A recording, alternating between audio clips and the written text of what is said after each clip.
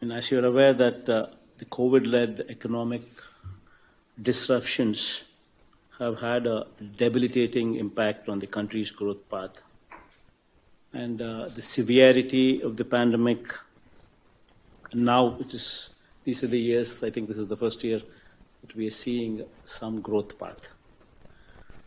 In fact, 2021-22 was one such year where the country's nominal GDP for the financial year was 237 lakh crores. And the growth at current prices during that year, as per the provisional estimates, is 19.5%. So the first time that we're seeing a growth. However, the resilience of the economy once again was challenged owing to the inflationary pressures stemming out of geopolitical tensions that we see. And of course, added to the already impaired supply chain situation that we're witnessing, the alarming rise in prices of crude oil, the international coal, the rise in international coal prices.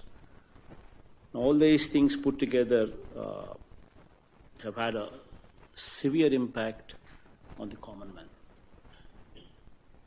The consumer price index numbers released by the Ministry of Statistics and Program Implementation convey an inflation of 7.79% in April 2022, which is reportedly the highest witnessed in the last 8-year period. This is one very, very important point. That's why I'm just trying to stress on this point.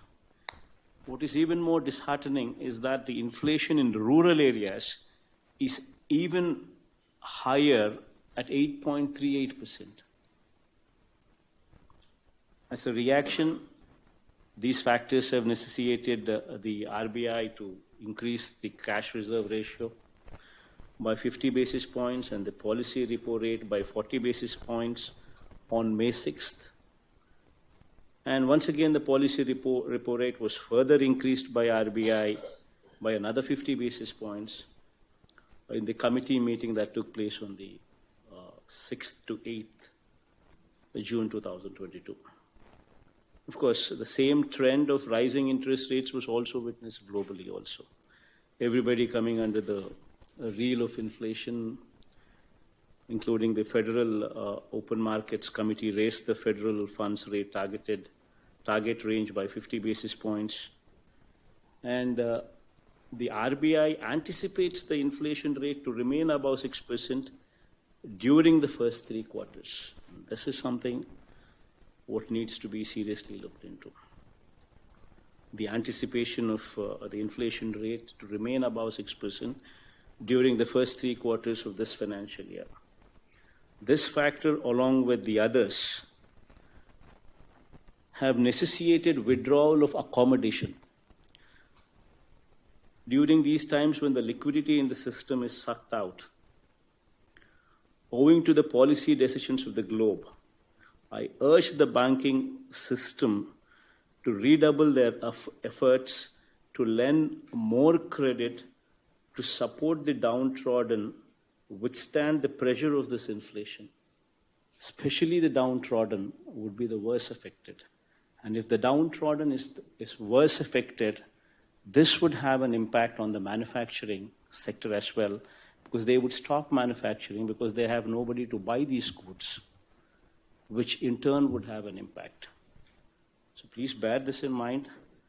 These are the times when the government, whatever it is trying to do, especially the way the DBT has been put into place, where the corruption is totally removed from the system, where the money is directly being transferred into the hands of the beneficiaries directly, without any discrimination, without any corruption. And money in their hands, empowering them, would actually set the rural economy going.